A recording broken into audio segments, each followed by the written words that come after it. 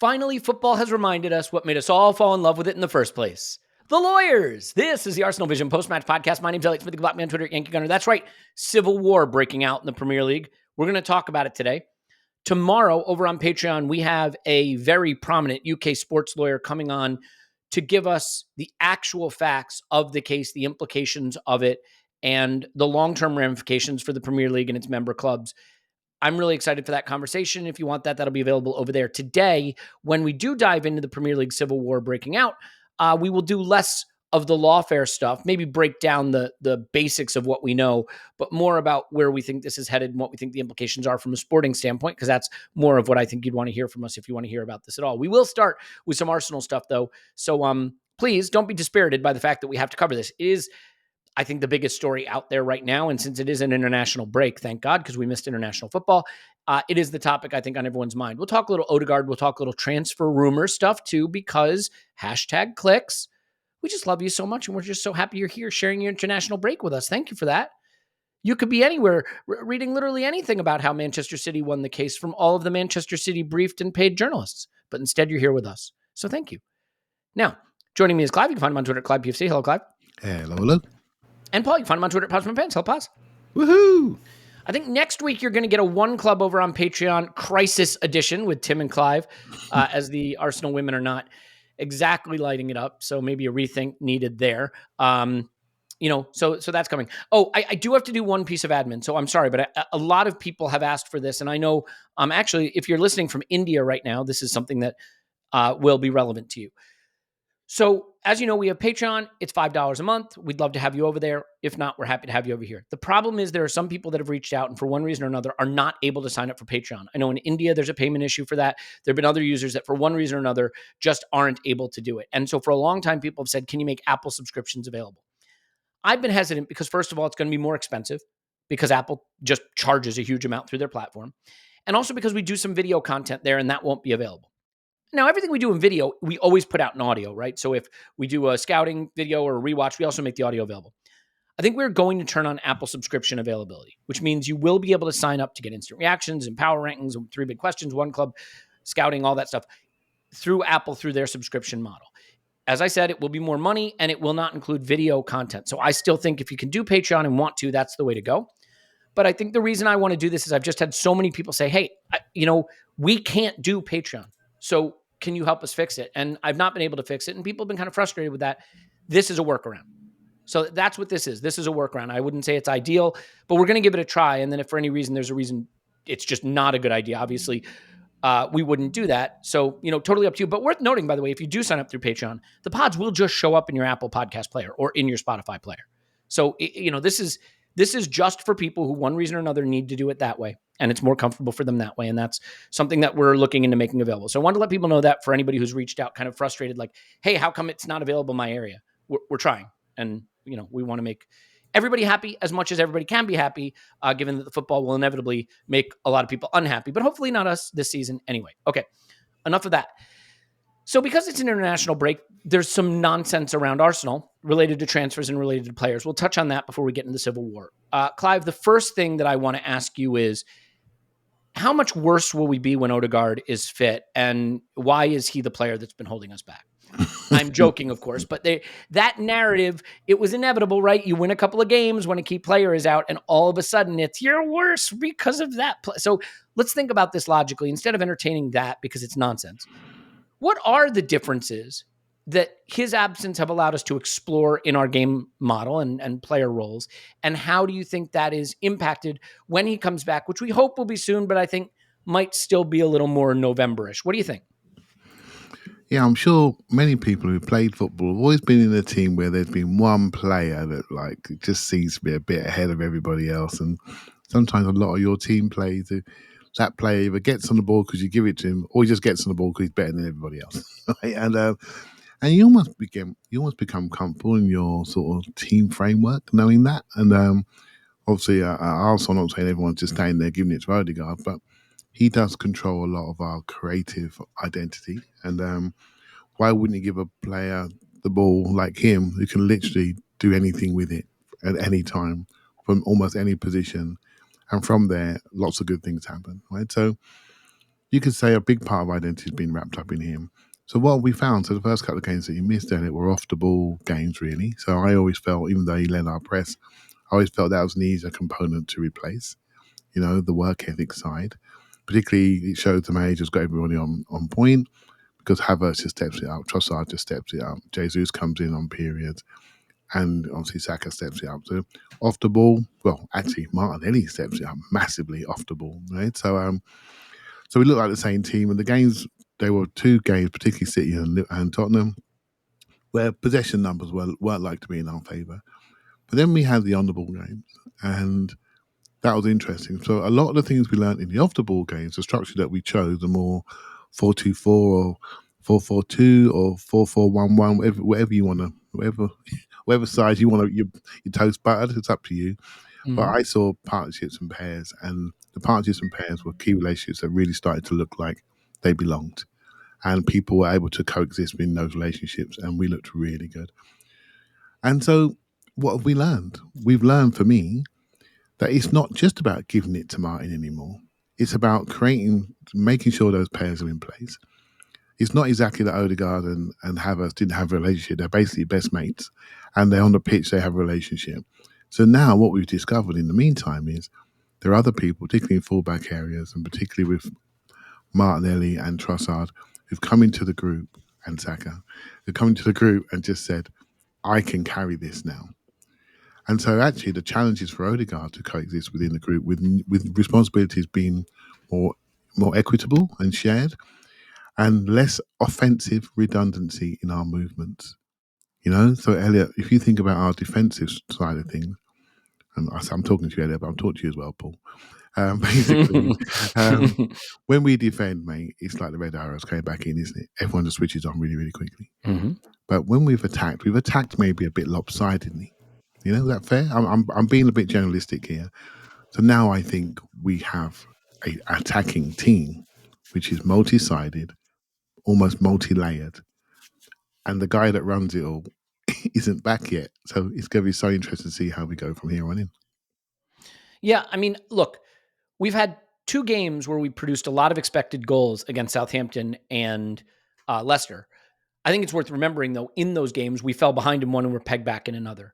And the result of that is that we really had to go hell for leather towards the end of the game, which we did effectively because we're a very good team. Reminds me a little bit of the Luton game last season, right? Luton was one of our higher XG games. We won that game 4-3. Every time they pegged us back, what we had to really go hell for leather. It's worth noting that with Martin Odegaard in the team last season, we scored the most goals in our history, and we had 17 games where we scored 3 or more goals, right? So there's no issue there, right? We've just come off our second best ever point total. So we know it can work.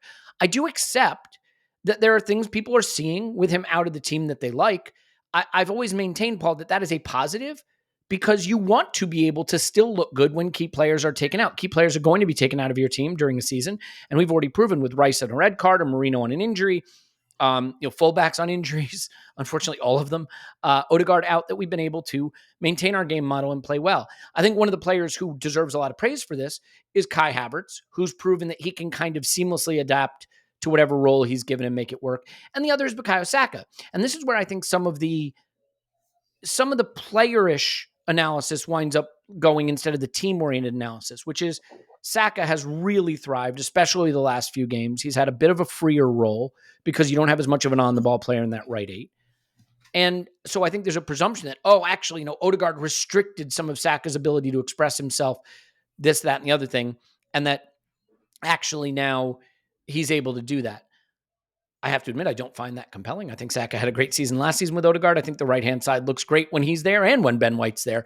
It's interesting, right? Because people have somehow landed on Odegaard being the issue. You don't hear a lot of people saying, with Ben White out of the team, that's brought Saka to life. But, oh, by the way, that's been going on too. We just tend to do this thing, right? You can't have one player be the great player. It's got to be the other player. So, like I said, I don't want to give too much credence to sort of online culture, but I do think it is interesting to analyze the impact it's had with him out and will have when he's back. Can you maybe zero in on the Saka impact specifically? Because I think a lot of people are focused on that. Yeah, so I think maybe the thing that comes to mind as you're talking there is speed of attack. And I think we're attacking more quickly without Odegaard.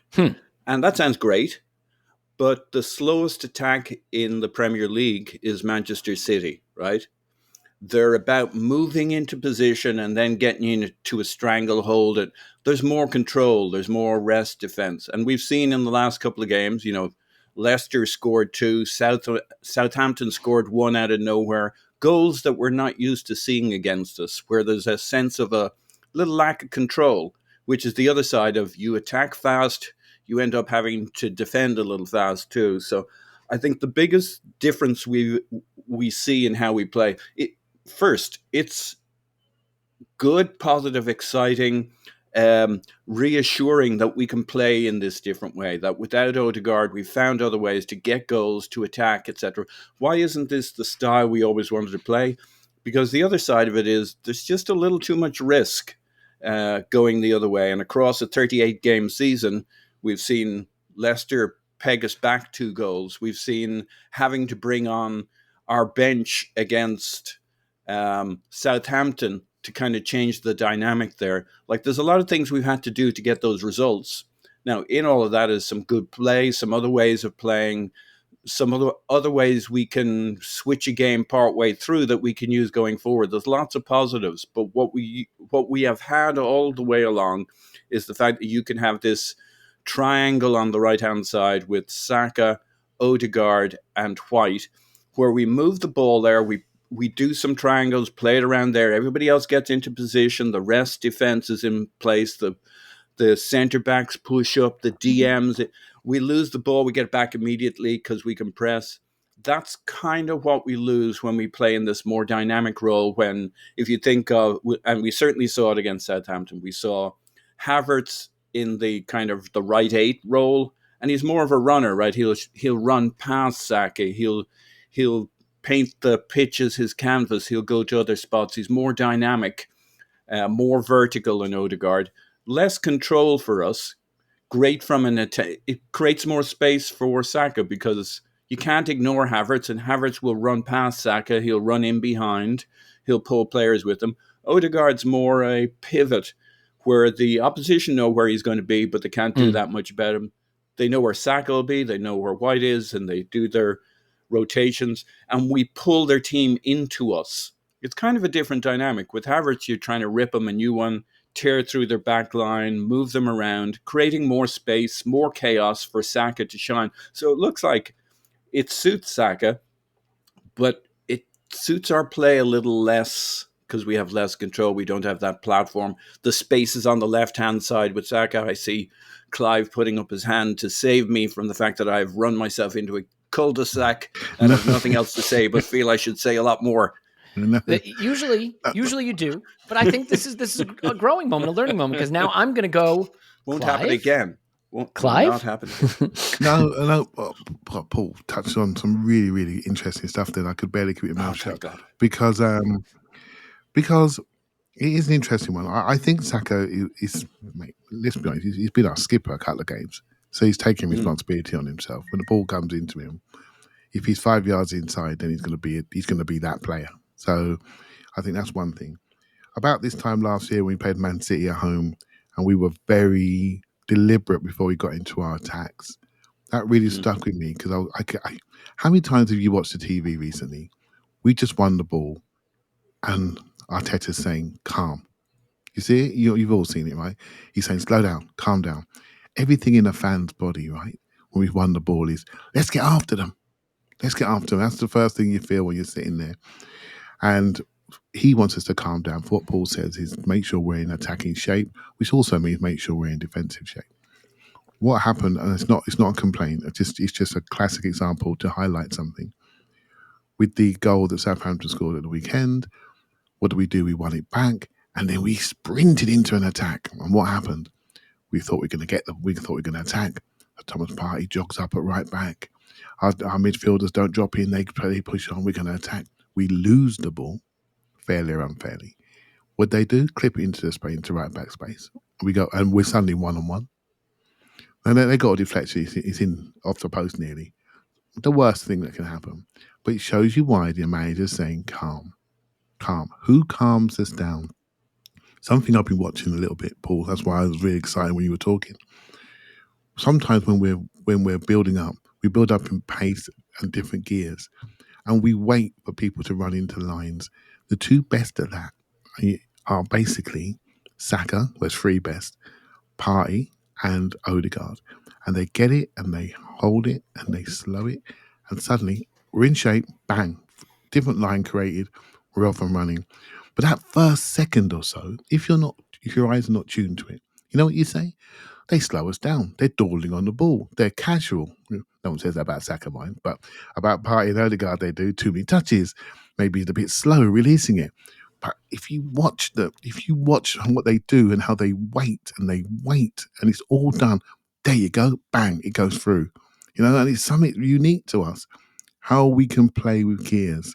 And it comes from two or three of those key people. And maybe we get Odegaard back and we create gears, which I think are in the team still, but create more gears, which means more certainty of attack. And I can't wait for him to come back. Honestly, I think he's going to take us to another level, because now we have offensive presence all over this pitch. Bodies you cannot ignore. Calafiori, Timber, Marino coming in. I've refreshed Martinelli. You can't let these guys go. They look right in their body language, and they're coming for you. And so now you put Odegaard into this, and it's not just him with a rucksack carrying the offensive part of our team on his back. We've got another level to go here, at least one or two, and he owns that. He does. Yeah, and I think it allows us to not feel chained to any specific group of players for any specific situation, right? I mean, we've seen games where it's not happening for Odegaard, but there's been this sense of, well, you can't take him off. You just can't. We don't know how to operate without him. We don't know how to progress the ball without him. We don't know how to keep the ball in the attacking third without him. Well, now we know that's not an issue. We have ways of solving that problem. So, if he is carrying a knock, if he is fatigued, if he has had an hour where it's not happening for him, you don't have to keep him on through it. Now again, I think more times than not, he solves those problems. And it'll be interesting to see how this works. Now, I do have to admit, the one issue I potentially have is, we've seen this for 2 seasons now, right? We go into the lab in the early part of the season. We come out of the lab after a couple of months looking like we really know who we are, and then it's pedal to the metal. Ideally, you want to come out of the lab earlier, not later. And I think what's a bit of a potential bump in the road here is, we've been playing with Partey at 6 and Rice left midfielder, let's call it an 8, and Kai Havertz right 8, because we've been without Odegaard, okay? Partey, Rice, Havertz, roughly, sort of. I got to disagree with that slightly, Elliot, because I think okay, please. When Trossard plays, he drops in behind. So Trossard and Havertz share the third midfielder role. Yeah, they rotate. Sometimes they play in the 2. So think of it as 2s. Double pivot, really, with Rice sneaking up a little bit. But sometimes he sneaks back into left back, like Calafiori's here, right? So you have 2 in centre mid. And how those 2 at the top of the box play is really game state related. Because 1 minute, mate, they're on centre mid's toes if we need them to be. The other times they're splitting into right channels and left channels. So look at them as a 2 rather than a 3 in midfield, because I personally don't think we're playing a true 3 in midfield like we do. It's more of a box. Yeah. That's I agree. So let me restate it, because I think the point I'm getting at is more this: 3 of that box, or 3 of the sort of nominal midfielders, have been Rice, Partey, and Havertz for a few weeks now, right? 3 of that 4 group, if you want to say it. We may be moving to a period where it's Marino, Odegaard, and Rice, and everybody's changing role. Rice is playing the right-sided midfielder. Marino's playing the left-sided midfielder. Odegaard's playing right 8. Even if we keep playing a box, it's a lot of change, Paul. It is a lot of change in the center of the pitch. We've, in the central areas, had some grouping of Rice to the left, Partey to the right, Havertz advanced, and now we may be looking at Marino to the left, Rice to the right, Odegaard advanced, and maybe Kai moving back to striker. It's a lot of change. So that would be my only question is, do you think we now have to go through almost a second developmental phase in our season when we move to that, where those automatisms and partnerships and distances are developed? I mean, we've had to mix and match a lot. We've had red cards. We've had injuries. We played with 3 different left backs already this season. We played with 3 different right backs already this season. So, if you count Partey, because you have to, he played 1 game. So do you have that slight concern that while it's great to be getting healthy, fingers crossed, and great to be returning players, that the return of those players may mean there's yet another developmental phase that happens? I think you're onto something there.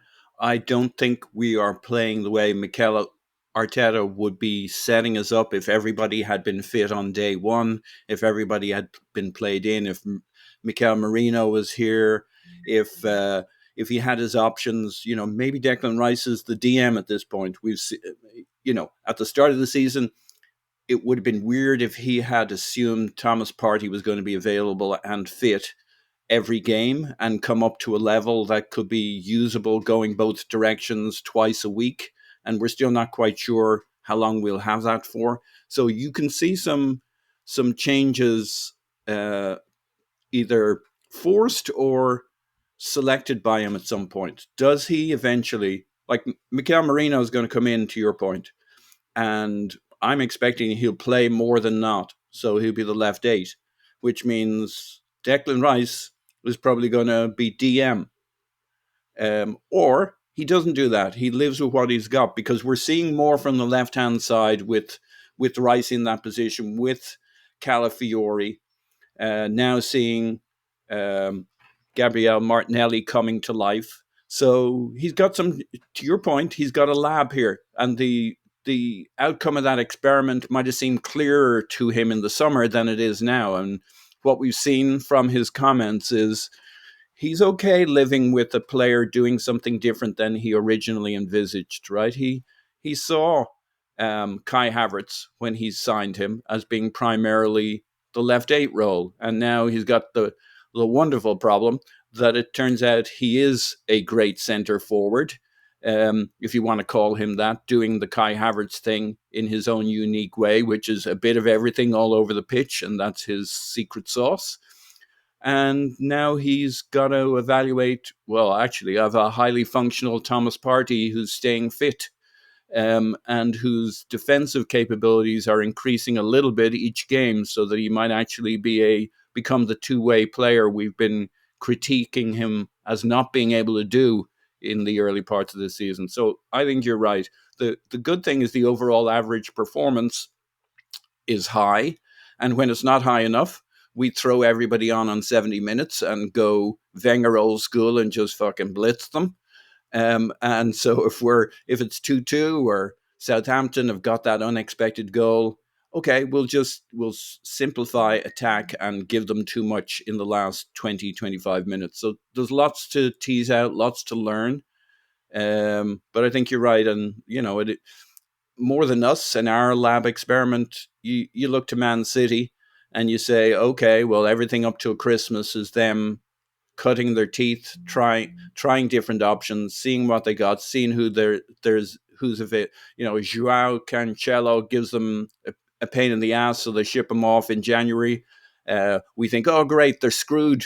They're going to have to retool. They retool. So this is interesting to see. For them to retool, they don't have Rodri. They got to find solutions. For us to find different ways of playing, so that Odegaard doesn't have 38 games to play. He has something like 50 games to play this season, as do the other guys. And one last point. Arteta has talked multiple times in the past, but not been able to back it up, about being able to play in different ways, different looks, surprise the opposition coach. So, now we can do it. So in a sense, it's not a lab experiment to find the best way to play. It's also that. It's a lab experiment to find 2, 3, 4 reliable ways that we can switch to for different games and within games. So, hopefully it's a trajectory upwards. It's somewhat linear. We just keep improving as the season goes along. But I definitely see your 2 lab stages point there, Elliot.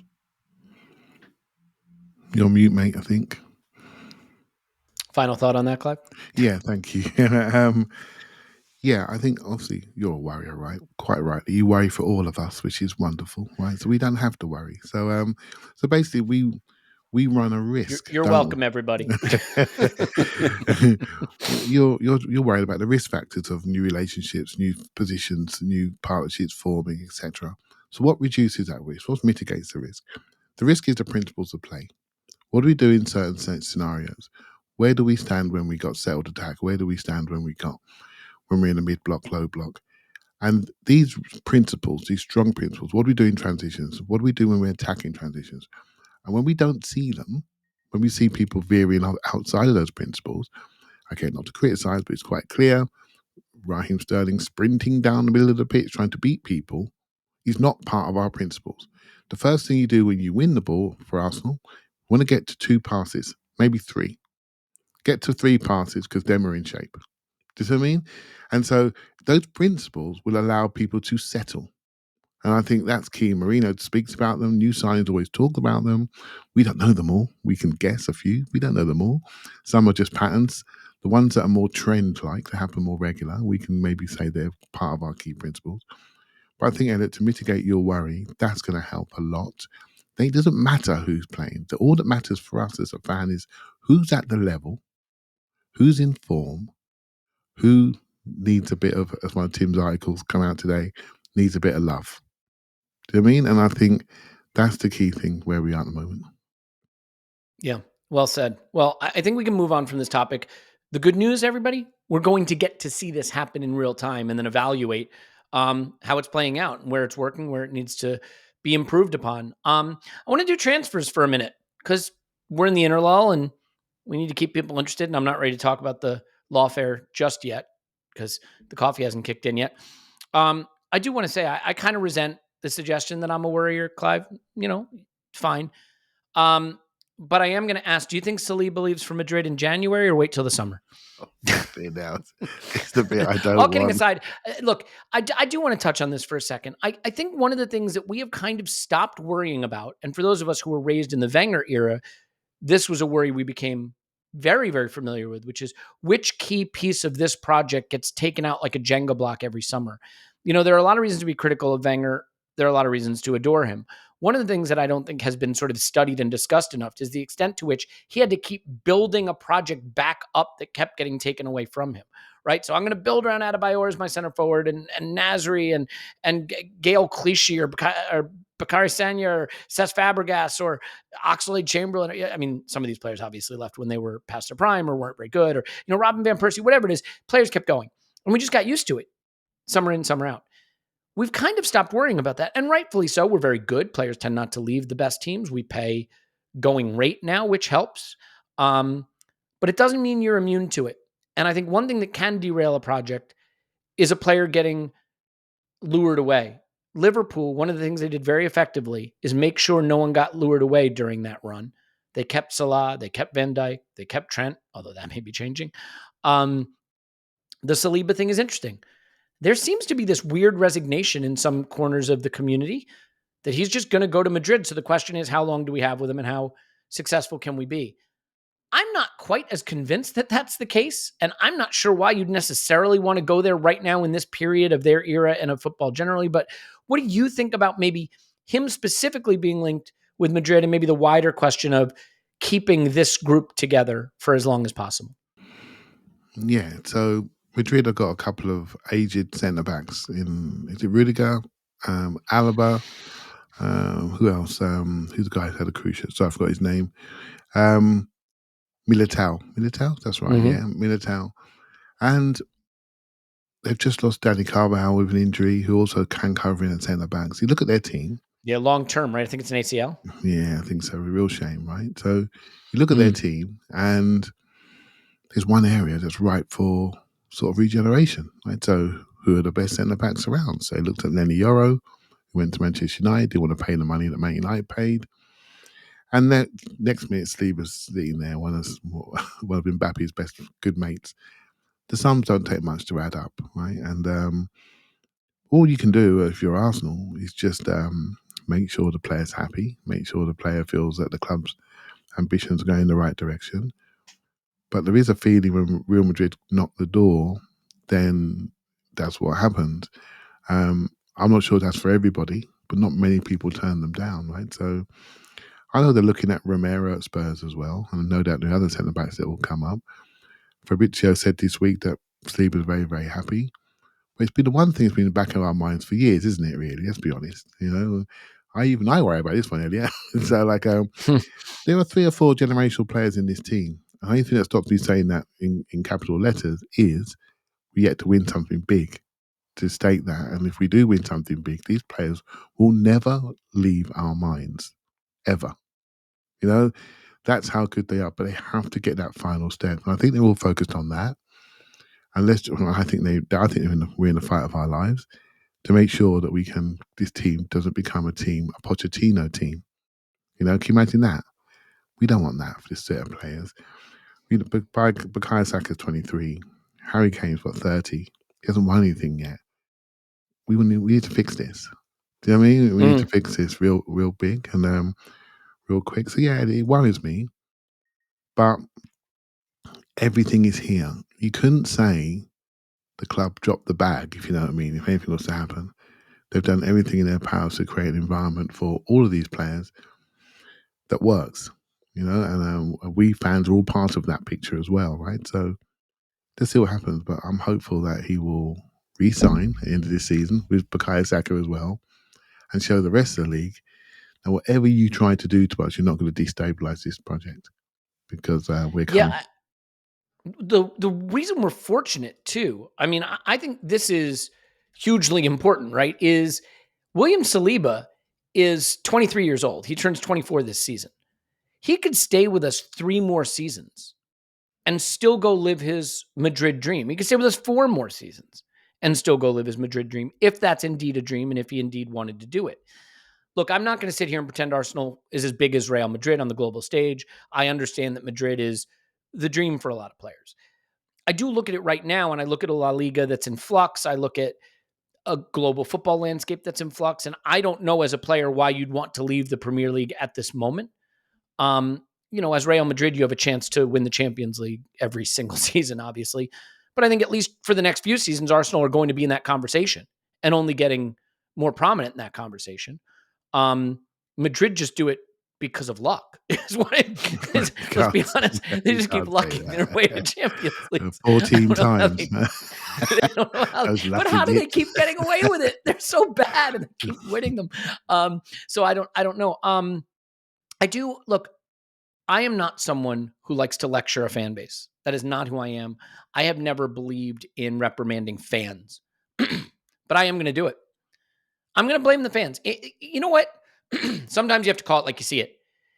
All of you moron compilation video makers making these Mickey Van de Ven fail videos, you need to start hyping that guy up so Madrid come for him. We can't be having these Mickey Van de Ven fail videos. That's just pushing Saliba into the arms of Madrid.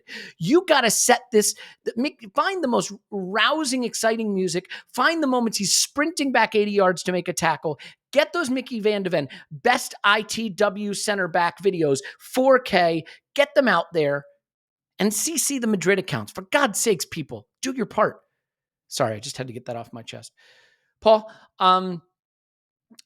one last thing on transfers here. I think keeping the team together is part of transfer strategy. Everybody wants you to go in the market and go get stuff. Keeping teams together is part of the transfer strategy. We could have lost Gabriel last summer. We didn't. There are other players that teams are going to want. So far, so good. Keep locking them down to contracts. You have to keep raising them. So you have to make some hard choices, certainly. There are players that will come off the books that help give you room to do that. So you're always managing contracts. But I think the one area where people feel pretty convinced we need to make one more addition is that striker area.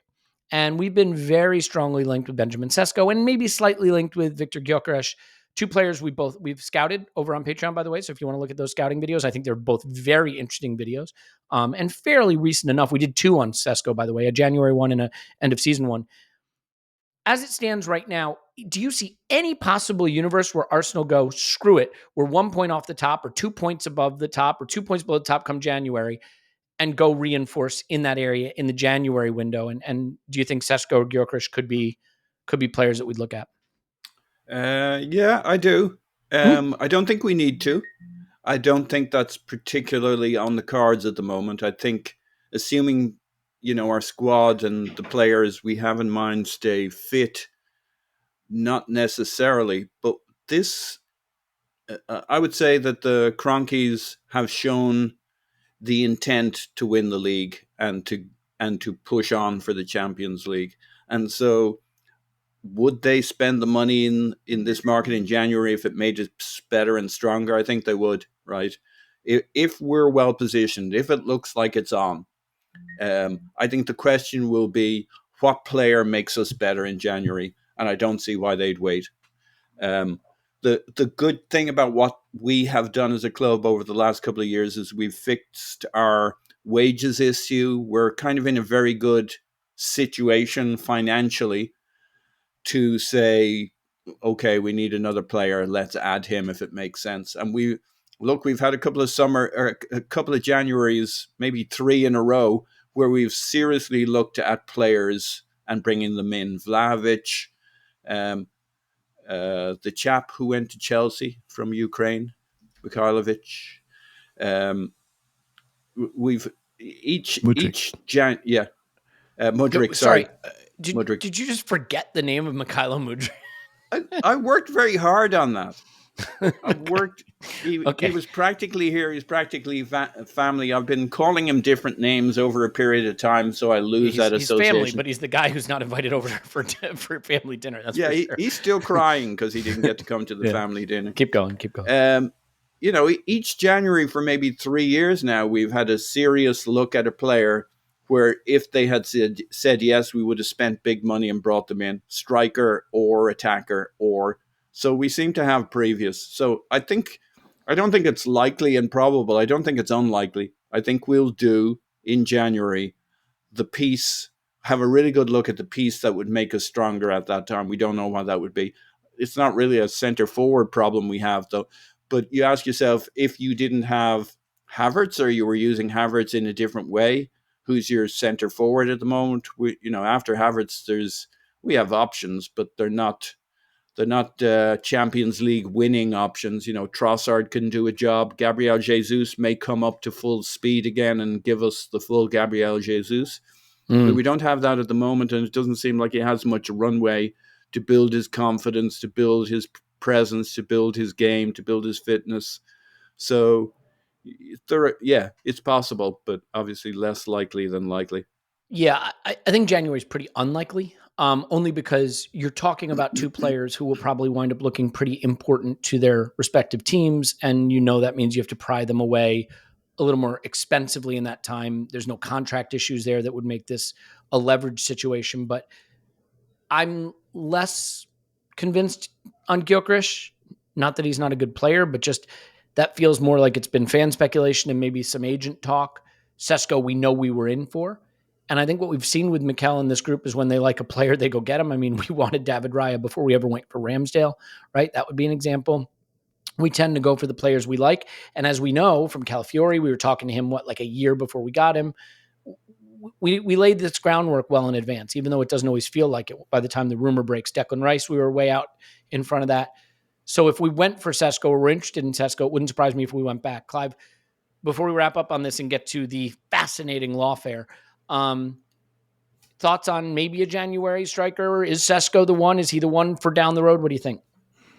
Sesko's the one that I like, and reason why, because I think Kai Havertz is absolutely fantastic, and I think he's the most irreplaceable player in our team. And basically, when he's not there, we play different. And different when it doesn't always mean we accumulate points. So I always felt we needed someone to give us a similar physical direction of play that we can play from and off of, with really strong transitional ability as well. So he was always my choice. Even though he wasn't ready, he was always my choice because I felt he would have suited our team over time and eventually be their guy. So he's doing okay at the moment. Scored a couple of goals in Champions League the other day. He's not tearing it up, but he's playing. He's developing. And that's really important. So I do hope we go back for him. But he's the one I know. I don't think it's going to be January. But I've had this thought, Elliot, that Man City are sitting there sort of angry. And they are cash rich, right? So beyond normalcy, they're cash rich because they've not spent. They've accumulated a lot in sales. They've got money. What are they going to do in January? How are they going to respond? And will that force us to respond? Because I can see his level of player quality going only one direction for Arsenal if we keep succeeding with recruitment and making the right choices. Goff, Mudryk, Trossard. It's easy to go the wrong way, right? So, And if you keep making the right choices, we're going to be in a good place. But I'm watching Man City, and I'll be going on to them. They're not ones for not competing and what they do, and they may make us bring something forward. That'd be the only scenario that I think might work. Yeah. Yep. So you heard it there. Buying Sesko in January, Clive? No, I'm not sure about that, mate. The summer's going to be so interesting. Okay, well, you didn't give it to us. I do have to laugh. I mean, it's really funny. Player evaluation is the thing that leads to the most people fighting with one another at the end of the day. You know what I mean? I rate this player, you don't rate that player. It is funny. I get a lot of the email and feedback on the pod, and obviously I want to say thanks to people who send a lot of nice stuff. There's some angry stuff too, and that's totally fine. But it's funny. I got an email the other day. I don't have it in front of you. It is a sort of along the lines of, you've got to stop praising that fucking bum Jesus and stop with the negativity about Kivior. Just back the lads, for fuck's sake. And I'm like, what? And you'll get that, right? In one breath, you'll get like, stop praising this guy I hate and stop not liking this guy I like. What's wrong with you? So it's like, player evaluation is hard, and we're not always going to see it the same way. And it definitely leads to, I think, a lot of the biggest disagreements. One of the reasons I like doing the scouting videos is it's a chance to kind of check our eyes, right? See if the data and the eyes match up, and then see if the player develops the way we thought. It's funny. Darwin Nunez is a great example of a player whose career is kind of turning into exactly what that scouting video looked like. Mudryk, another great example. Sometimes we get them way wrong. So just really fun to do that. I look forward to doing it when the transfer window reopens down the road. Okay.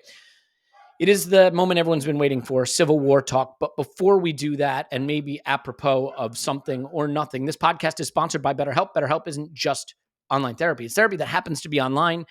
And ultimately, my comment to everybody is this. I think doing therapy is a great thing. I think it helps you figure out what's actually eating at you, what's bothering you when it can be hard to determine. It can help not fix crises, although it can do that, but help you keep you out of crises. We are going through a loneliness epidemic. Having someone to talk to where you can really connect to the things that are deep inside your psyche is helpful. Sure, we need friendships and we need family and all that, but you need that ability to get it out. I did it, and I did it in an office face-to-face with a therapist, and I cannot recommend it highly enough. But I recognize that cost, that time, the logistics is not something that everyone can do. And because they can't do that, they wind up not doing it at all. And so I think this falls into the category of finding a way to do it, finding a way to be healthy psychologically. And that means finding something where you can do it on your time, you can do it with your cost, you can do it with someone that matches for you, you could do it camera off if that's the way you want to start doing it. So however you do it, rediscover your curiosity with BetterHelp. Visit betterhelp.com/vision today. You get 10% off your first month. It's BetterHelp, HELP.com/vision. Clive, is that enough of that? Indeed. Got it. Okay. So Civil War. I think it's really this simple. What we're going through right now as we live through this moment of City going to war with the Premier League is, I think, a sporting organization lurching towards its own self-destruction. Now, that may sound overdramatic. And tomorrow when I speak to the lawyer that we're speaking to, I think I'll get a more learned opinion. I think it is interesting, obviously, that after the news broke of this ruling, Manchester City were ready to brief every journalist, every outlet that they had won. They sent letters to the clubs and the league saying they had won. Who didn't win is not really where I want to go with this conversation right now. That's for the lawyers to debate. I think much more interesting, Clive, is what it means. We do know that the ATP rules, associated party transaction rules, need to be rewritten. We do know that ownership loans are going to now have to be taken into consideration as part of that if they're favorable terms. And during that period, there are no rules, really, so it's a free-for-all in the moment. But we know that the battle lines are being drawn. Newcastle, right? Everton, strange bedfellows. You know the dragon meme, the three-headed dragon? You got the two mean-looking dragons and the one clownish-looking dragon, like Newcastle, City, and Everton. We know the battle lines being drawn. We see that there is real animus here, real anger, real fury. This is a loose organization, a loose association of clubs trying to represent themselves as one centralized, strong organization. And I think that fiction is being exposed. What do you think this means for the league? Yeah, I've read stuff this week and listened to podcasts this week, and who tried their best explainers without getting a dodgy letter from City to tell them to be quiet, and I just explained the situation and explained that some of the things that they wanted they got, and some of the things they wanted they didn't get in City. I mean, these rules are still going to be in place. If anything, City have helped to tighten them. There are some things that have been on the plate for a while, particularly around shareholder loans that the Premier League were slow to respond to, and so now they have to respond to them. So my view is this is the new world. It's about big money, big sponsorship, big commercial, competing for eyes, competing for reputations. It's a lot about how we manage our reputation as a league. And what's developed in this week, the thing that worries me the most, is not the result. It's because I care, but I don't care. Because I think the 115 is the real case, right? So it's not the result. It's the factions that are developed and the ways of working that are being normalized. When one club can send out a letter to the other 19 clubs to say, oi, we won this and this is why, blah, blah, blah. If they feel that's okay to do that, then we have created a way of working which is no longer as symbiotic as it used to be. And then there's going to be other things that other clubs, grievances they're going to have, which they're going to say, well, Man City have brought this to the forefront in this style. We'll do this also. And what it really means, Elliot, is tens of millions of pounds are being spent on legal fees when the clubs down the pyramid are waiting for their share of the pie. When all the non-league clubs that I go and watch, which are wonderful clubs for their communities, would love to have some artificial pitches and some better facilities to train in, etc., while we at the top end of the game, are sitting there throwing our lawyers around, walking into court in our brogues. What are we doing? What are we doing to each other? You know, and what's going to happen is, as a set of people like yourselves around the world that are trying to connect to a game in any which way they can, and the people that can get to go to a game, if they can afford it, that are local, are going to look at this and find a reason to disconnect or find a reason to become even more tribal about another team, about subjects that they are even less clued up about than the football. Mm-hmm. At least we can have an opinion of football because we can see it. We can't see the faces. We can't see the grimaces. We can't see the anger. We can't see the hatred in these rooms. We can't see it, you know? And no matter what the Times write, we can't see it. You know, funny the Times had an article out within 20 minutes of the verdict. Funny that, isn't it? Really funny. And so what the football people need to realise is I never, ever, ever underestimate the intelligence of the fan and how they're going to absorb this. We might get it wrong, but there's some very smart people out there getting it right. You just got to find them. You got to find them. The worry is, mate, ways of working have changed. The Premier League, we talked about Saliba earlier on. The thing that really matters is the Premier League is solid, strong, still the best, with the most eyes watching it. Because then Saliba's will say, we know what, Spain's a bit more relaxed. You know, they've gone for their financial troubles. They're still going for it. Going for their financial troubles. You know what? I fancy that. It's less turmoil. You know, it's very important for the whole league, for all the key players, that we settle this down. But I fear it's not going to settle down. I fear it's only just beginning. Yeah. And ultimately, I don't know how you resolve this, because what City are really proving is that the idea that this is one league of member clubs is a fiction. It's a bunch of individual, independent organizations coming together to agree upon a system of rules and regulations when it suits them. The irony is a lot of the things being challenged by Manchester City are things that Manchester City themselves voted for. I mean, that just tells you where we're at. To make any changes, you need 14 clubs, right? 2/3 of the members have to vote to approve anything.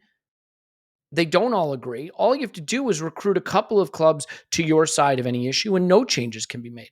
The league itself has almost no authority to govern itself. And even when they do govern themselves by the vote of the members, a member can be like, nah, you know what? Actually, I don't agree with that. City voted to exempt as I understand it, owner loans from APT, from those rules.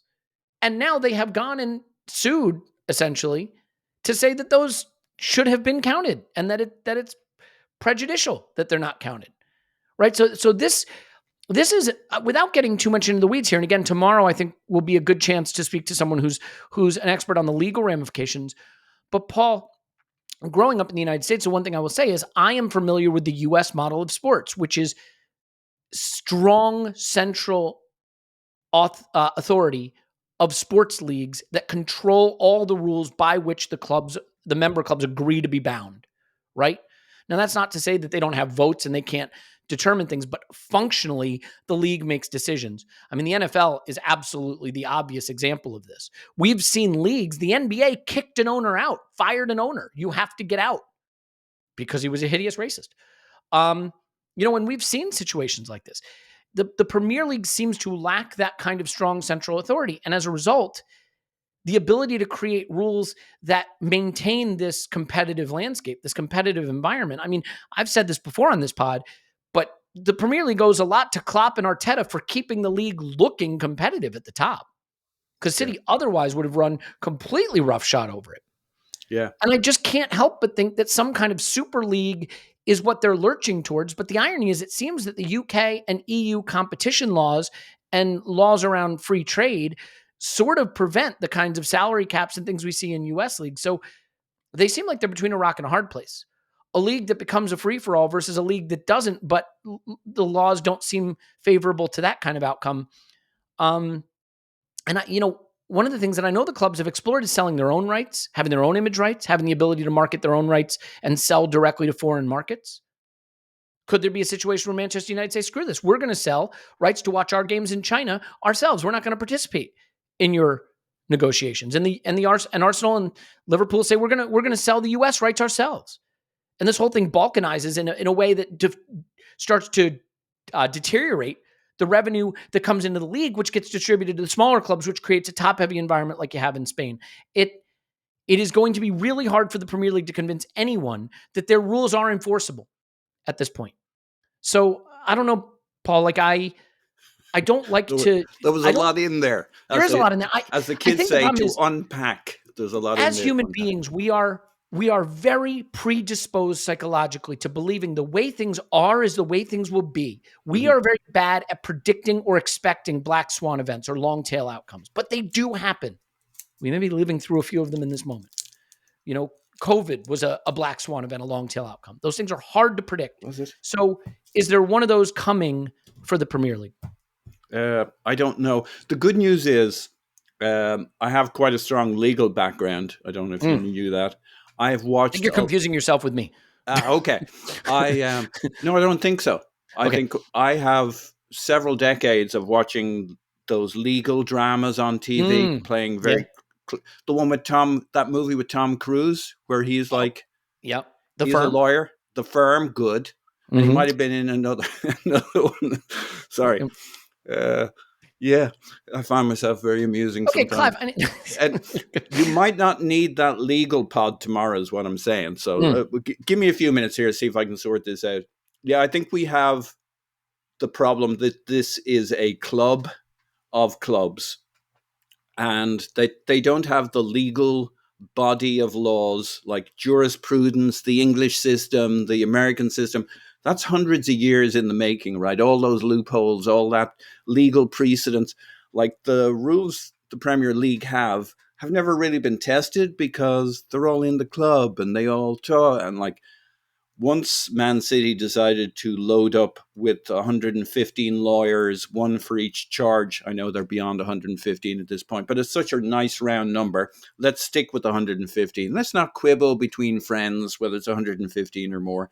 Once they decided to show up with a legal team that got photographed outside of the Etihad, they were set up like that's just the kryptonite to this whole situation. And what it really comes down to is who wants it the most, unfortunately. Back to football, right? And I'll tell you, Man City probably want it the most because they are unified with themselves as opposed to the other 19 clubs. Now, the one hope with the other 19 clubs is I don't know if this is a good thing to say or not, but there's quite a few American billionaires who are owners of those clubs, and what you need to get to 14 or so, and they're not far off, right? They're depending on who you count in and out of that, there could be 10, 11, 12. You just need a couple. You could get a pretty firm block that sees the future of the Premier League in a particular way. I don't know if we'd like some of it. I don't know if we'd like all of that. But if you're talking about, it's Man City against a bunch of cats with nobody to herd them, it may not be quite that. Every man in for it themselves, every club in for it for themselves. And it will come down, I think, to which side can get their shit together the most, be the most unified. Obviously, Man City have the advantage in that they are one. But the others are not maybe as discombobulated as you might expect, with 19 clubs, 3 of whom are promoted and are only thinking about can they stay. What keeps us one more year in the league is all they care about. What's our parachute payment look like? But the laws aren't there to have the rigorous definitions and the precedents for people to know predictably how it's going to turn out. And I think it'll take forever. The good news is, what's the good news out of all of this? Everybody's going to really fucking hate Man City at the end of this. Before this, they were anodyne. I just did a quick check. Not Chelsea, Newcastle, and Everton. Yeah, maybe so. But I did a quick check on anodyne, because that's the word that comes to mind with Man City. You didn't, even though they were winning, you just couldn't get yourself round to hating them bad enough, even though you knew all the stuff in the background. Anodyne means a word that describes something intended to avoid causing offense, and or alternatively a luxury Italian furniture store. So, you just didn't really care about them. How can you? I gotta stop you. What about Manchester City makes you think they're a luxury Italian furniture store, though? The way they move the pieces around it. No. Okay, let's start to wrap this up. Yeah, we got to the point where at least, we're really starting to hate them. They're really starting to hate us. That was happening anyway. At least there's going to be lots of good footballing on the pitch, rivalries, and the football side, that's the short-term benefit.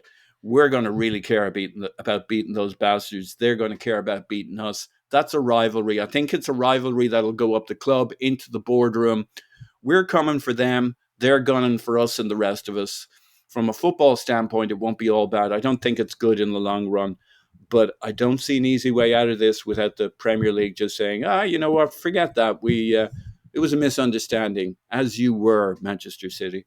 Yeah, I don't know. I mean, look, you still, as you point out, have the 130 charges, all that stuff. But tribalism being what it is, I mean, I see West Ham fans siding with Manchester City here. I see, some fans deciding that they're against the red cartel. There's all kind of nonsense that you see out there. Fundamentally, I just think this situation calls into question the Premier League's ability to craft any rules that will be able to withstand a legal test if one of the member clubs has enough resources to go to war with them in a courtroom. And if that's the case, this is the one thing I know about laws. They have to be predictable. They have to be knowable. They have to be definable. You have to be able to say, I understand the rules and I understand how to obey them. And when rules start to become very changeable, malleable, suggestible, fungible, well, no, that means something else. But then you have a real problem. And Clive, I think that is currently the problem, is that I find it very difficult to believe that this league can now craft any kind of framework of their organization, of a rules framework that they can confidently tell their members they can enforce if it were to be challenged or if it were to be subverted. Yeah, we have to remember that all these rules were voted in by these members, weren't they? Yeah, so, and they still broke them. And some of them are found to have loopholes in it. So now those loopholes are going to be closed and voted against. And it just seems to me a waste of time. No one's going to jail, But when you commit fraud, that's different. That's different, right? That's a different thing. So these are processes. These are rules by which a league organization, a sporting organization runs. when you start allegedly to hide monies and pay people in different ways and then don't provide those books accordingly, allegedly, these are serious breaches. If you want to say that the duty of responsibility belongs to the league and they should be sharing when they turn down sponsorships, you know what? That sounds pretty reasonable. Do you know what I mean? It sounds pretty reasonable. Why should the club not know why their sponsorship has been rejected? It should be transparent. That's working practices. You know what? I'll take it on the chin and I'll change it. There you go. Thank you very much. 50 million quid down the drain. I'll change it. And we become stronger. You know? But again, the ways of working have changed because this is the level of detail people are going to attack each other for. It's only one club so far, but more will follow. Then it's going to be a problem, isn't it?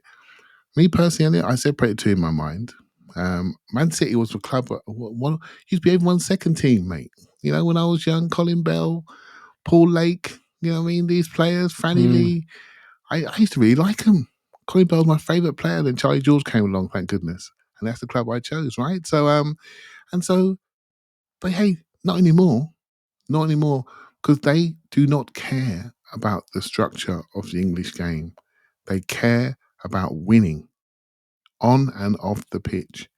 And when they go to war with you, they go to war. And we are right there, front and centre as their opponent. They can do everything in their power to destabilise us. If you don't think they can, just look at the PR battle post this case.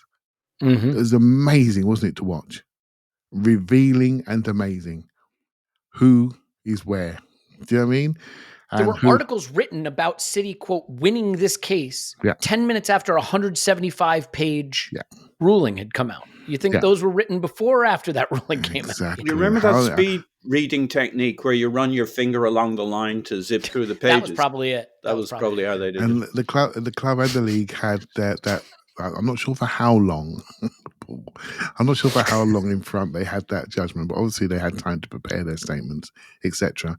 And City chose to prepare the Times and chose to prepare whatever newspapers they want to prepare with that information to write the articles that they want to write.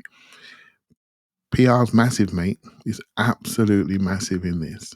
And it's a PR battle as well as a legal battle. Yeah, and by the way, you're right about one thing. Ultimately, this is true of all laws. Laws are written. Someone finds a loophole. They exploit the loophole. Everyone goes to court. The court says you got to rewrite the law to close that loophole, and they do it.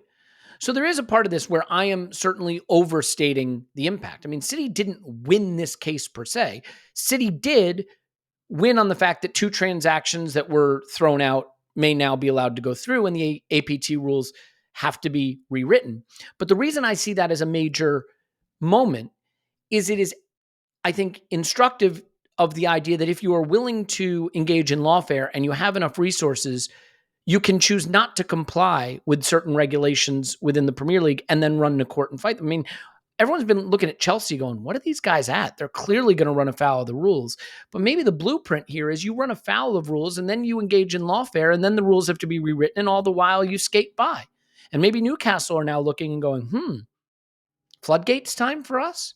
Right now we're in a period where the APT are not even enforced, right? We've gone back to the prior PSR rules, which have almost no APT controls. So there's a bit of an orgy period here that we could see people engage in. And as a last point, I do wonder if we may see a situation where City are so fired up, so angry, so motivated right now that, when the January window comes around, maybe they do say, you know what? Screw it. We're going to spend $300 million in January. We're going to reload. We're going to go to the mattresses, to win on the pitch, if not in the courtroom. I will say Txiki, I don't know the Txiki Bergestrand, right, is leaving City, has left, will be gone in the next couple of months. There's a transition period. When he previously said why he was staying, he said he was staying because he wanted to continue his work with Pep. So now a lot of people are thinking he's leaving. That's an indication that Pep is probably gone at the end of the City. There is a sort of sense of, is it rats leaving the ship? Do they know this moment, the hammer is going to drop on the bigger case? So there's a lot of pieces in play here. But for me, ultimately, I still think, look, a member organization has the right to sue the organizing body to enforce the rules in the proper way. But I think there's a little more to this, Paul. And so maybe I am overemphasizing it. Maybe I'm taking it a little too far. It does feel a little Civil War-ish, and it does feel like the bad feeling between City and the league and the battle lines being drawn with Newcastle, Chelsea, Everton, and City on one side and the other clubs lining up on the other side will make it very, very difficult for them to come together in this next meeting that's about to happen and in subsequent meetings and sit down and agree upon rules by which they're going to be organized.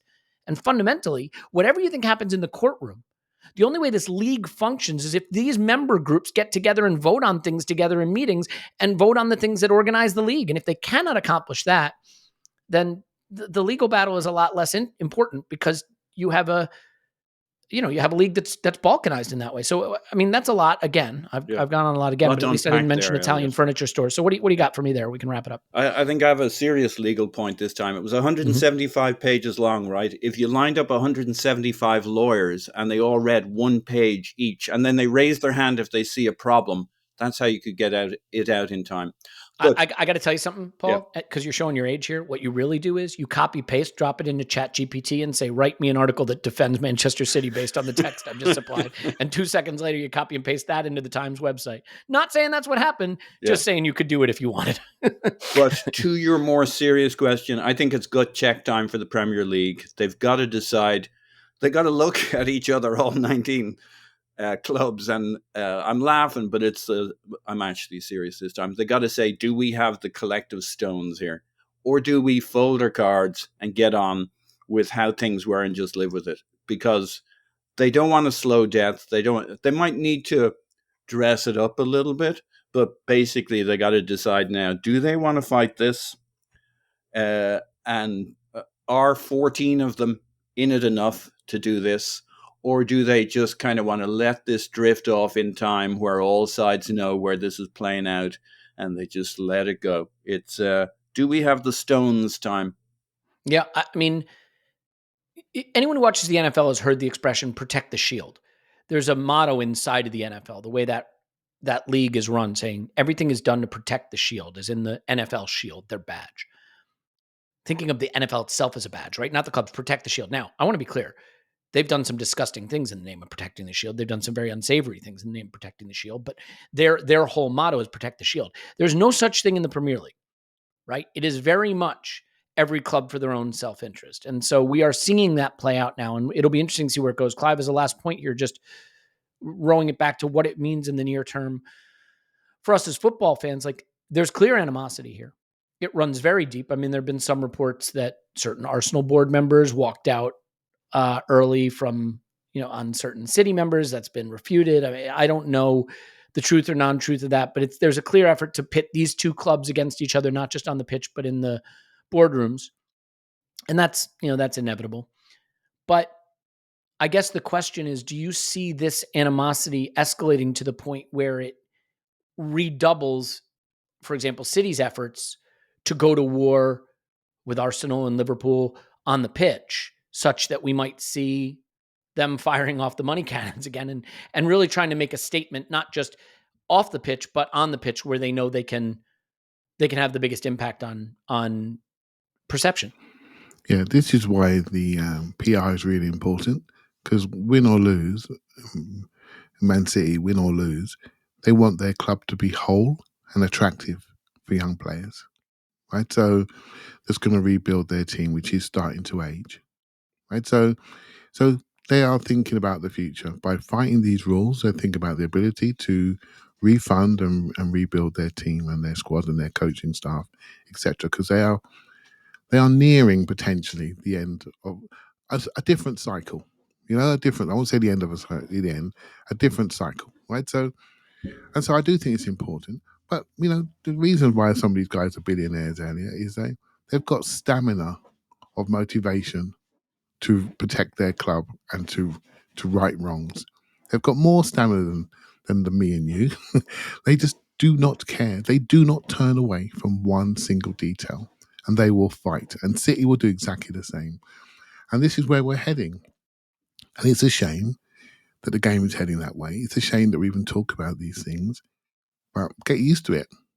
Get used to it and start reading up and learning up and finding your source of information which you think is balanced and truthful, because this is where we're heading, mate. The sport is so massive now.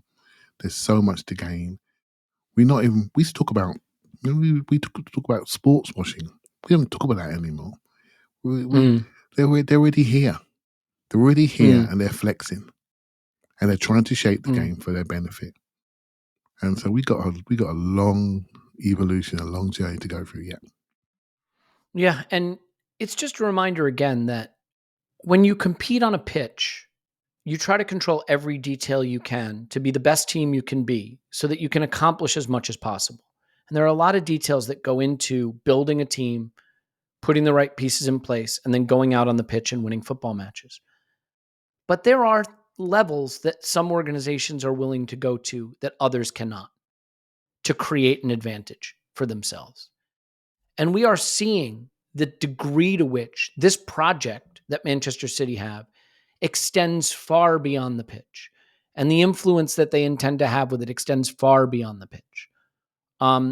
There are international relationships, right? Relationships between England and foreign actors at play here. They're government relationships. Yeah, government relationships. Exactly. Yeah. Mm-hmm. Yeah. And so there's a lot here that extends beyond the typical control. And I think for the average fan, to row it back to us, the average fan, it sucks. It really sucks. Because you know what? I want to go on FB Ref and look at the data of a player we might sign, or I want to go on Y Scout and do some scouting videos, or listen to a good pod, or read a good article, and then watch the games and try to understand what's happening. And I want that to be what decides whether we're good or bad. I want to be able to have a conversation on this pod. Oh, why did Arsenal just fall short? Or how did we manage to get over the top? And this stuff makes me feel like an idiot because I go, you fool.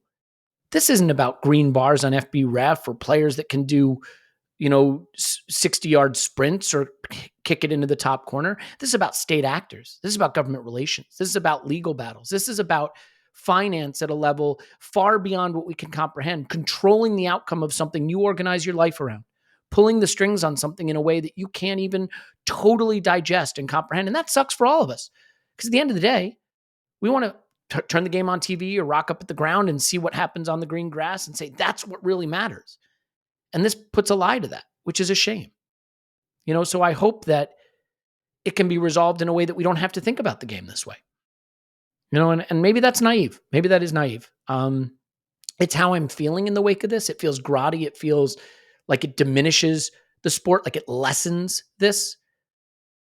That it makes us feel like pawns, little pieces on the board for state actors trying to control perception and control relationships and control soft power. And I don't like feeling that way. And like I said, if you think I've gone over the top on any of this, fair play. I mean, it's possible. I tend to do that, so I acknowledge it. But I would like to get back to thinking that what matters is what happens on the pitch. And the beauty of it is there's still that chance when it's 11v11, which hopefully we continue to have when we play, that your players can be better than their players. And, God bless Arsenal right now, because with Mikel Arteta and the players we have, we tend to do that more often than not. And that is still where the stuff that matters to us will be decided, is on the pitch. And for right now, in this moment, I still feel that we can accomplish what we want to, regardless of all this other stuff. So at some level, we have to block it out. Now, tomorrow, we'll do a pod that gets into the legal components of this, because I know there are a lot of people that do want to understand that at a legal level and maybe tone down the hyperbole that I've used here. But, that's fine. We can each do that. You guys can cover the bits that I didn't get to cover in the pod today. I don't know that there's anything left, but we'll try to piece it together. Get a second opinion. And here's the good news. Next week, we'll do pods just about the football. How about that? We'll get back to doing 3 big questions in one club, and our main pods will be looking ahead to a visit to Bournemouth, which could be tricky, and all the good football coming up for at least a couple of weeks until we have another international break in November. Because that's what we need. That's for sure. And then we can do a whole pod on the players complaining that there's too much football. Another really fun topic that everyone wants to get stuck into. So yeah, thanks for hanging out with us and letting us work through something that I admit is maybe a little larger than I'm fully ready to wrap my brain around. So you're hearing a little bit of processing this in real time, but that's what we're all here to do together. Clive's on Twitter at ClivePFC. Thanks, Clive. Thank you very much. Paul's on Twitter, Pause My Pants. Thanks, Pause. Was happy to help. My name is Elliot Smith. You can block me on Twitter at Yankee Gunner. Please stop into my Anodyne sometime this week to pick up a Barca Lounger. That's my Italian furniture store, for those of you who muted Paul's section. We love you. And we'll talk to you after Arsenal 10, Bournemouth. No.